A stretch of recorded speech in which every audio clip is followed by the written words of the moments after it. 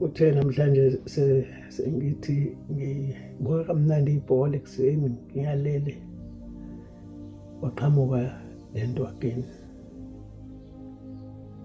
yabuya azohlala into my spirit sengithi kunoPembe shaya iPembe manje siyawina ngoba unofaka u6 minutes ngaphezulu lashiwa mina lathi qing at 6 waye ngafanga u5 u6 number yomuntu South Africans priest and prophet wake up kunento ekhulumekayo la kwaku 1956 omama bemasha siqedwe 70 years this year.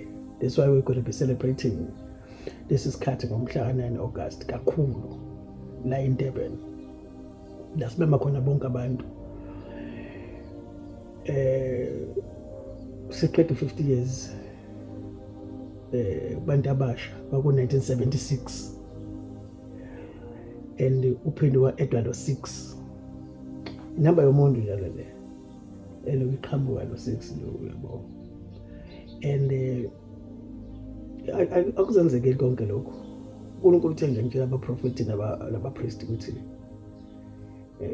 sizobona into esingasicabanga ukushintsha kwewash isiye shintsha kokwenza kwezinto politically and everything it's here abantu phansi bayiboilela bona la eMzansi revival is here yona le revival eboila it's here but it will be dangerous uma izohamba abapriest nabaprofeti bengekho because amakhosi ayelida manje nje uyibona insizwa zakithi sifaka imqhele emakhanda ze represent ubukhosi indlu ubukhosi and njengamanje le nto khona i-council of 6 thrones omunye okakhuluma ngayo umholi wale Africa obuya lo6 you know ngathi ngithi ngiyayichecka le nto ngathola ukuthi lenyanga ayika6 lesithi ngomhla ka30 sesilinde ngo30 ngamehla abovu ukubona kwenzakalani njengoba ngiqale ngathi omama uLillian Ngoyi oSophia Williams oRahima Musa omama Albertina Sisulu omama Helen Joseph bamasha ngo1956 so 1976 kwenzekele abantu abasha this time kunewashi kaNkulunkulu njengamanje to our nation that needs our prophet to stand nabapriest babambe iflag lezwe lethu and pray especially kakhulu ngalolu suku lomhla 30 kodwa sobambe lo6 lo ngoba inamba yomuntu mayiswa phansi emhlabathini umbela u6 feet underground ukuze bathi ufa 6 feet number 6 so inyanga ka6 ke le sathi siyalalela uhulumeni uthi uzokhipha 600 million waqhamuka futhi 600 million why engakhetanga lo 9 million 900 million noma 450 million kodwa 600 million iwash iclock iyahlanga iqhaqha and 30 inamba yokushintsha kwezinto inamba yokuba ready you know kulesikhathi esivuthiwe isikhathi se-turning point Joseph waba leader at the age of 30 David inkosi neminyaka ewu30 uJesu uqala iministry yakhe at the age of 30 uJudas udayisa uJesu ngalo 30 pieces of silver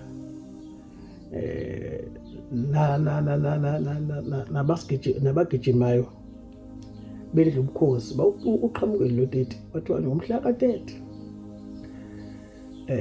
bebengakhetha umhla ka1 July badikhethe isikhathi akuzenzekeli ngifuna ukutshela lokho abaprofeti nabapriest uthi izwi kaNkulunkulu into angibonisayo ukuthi Le nto eyenzakalayo ayizenzekeli. It's time. It's time. And izinto zizoshintsha. And remember ukuthi lo mhla 30 ungo-Tuesday. Lo Tuesday ozokhunjulwa ukuthi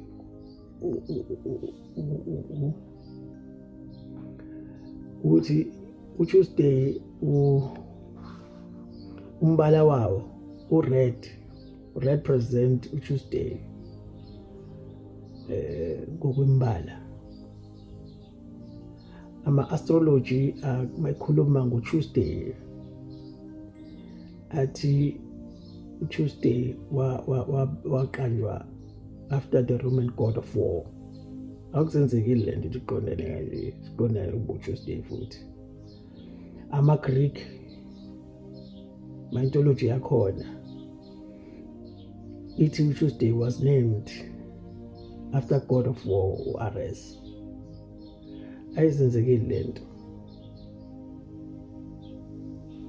futhi nakhona usymbolic color wakhona o-red. So we need to pray.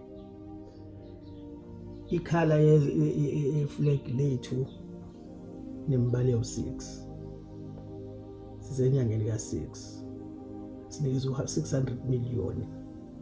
It's not a mistake. Ayiplanwanga umuntu le nto. Abayenzayo abazi ukuthi kusewashile le nto le.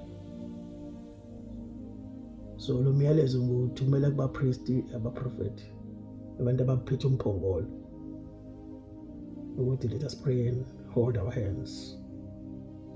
Yakhulu ngomhla 30 ukhulu okuzayo. Let us pray uNkulunkulu ambule ukuthi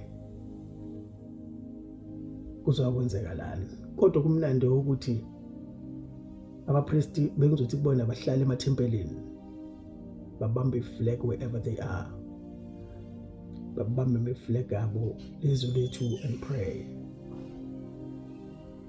Laba bazobe behamba emgwaqweni bemasha, bazobe bengamashi bodwa, bazobe behamba nomoya kaNkulunkulu.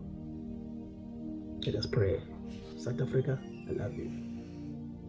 Unyaka celebrate 30 years with democracy. So we need ukuthi sifune uNkulunkulu ngoba lo 30 nawe yonke lento isewashini. Washilo uNkulunkulu times kuvuthwa isikhathi esivuthiwe senza izwe libe kanje, isikhathi esivuthiwe in our country and sisizwe uNkulunkulu abeka kuso imvuselelo. Yeah. Sababonga uNkulunkulu ngoMangobese, oNgizwe, uPhakela. Thank you Masosha. Siyambonga uNkulunkulu ngani, but abapriest ngicela bami ngeenyawo and kings and prophets.